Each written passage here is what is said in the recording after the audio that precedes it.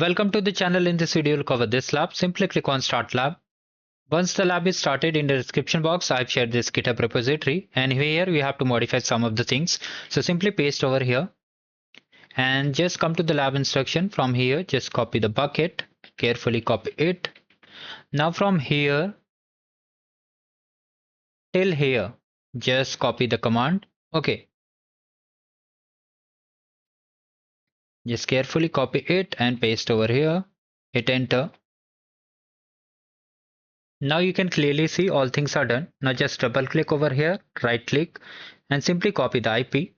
Come over here and just scroll down and update the IP address over here. One more thing, from here, just copy the bucket name and just replace the bucket name from here, and just from here to here, just copy it and just paste over here and hit enter. Now here you can see we are getting some error. What you need to do, you need to just copy this curl command. Okay, and just keep running it again and again until you see OK output. Also, you can do one more thing. From here to here, just copy and keep running it. Now here, if you see, we did not get any error over here.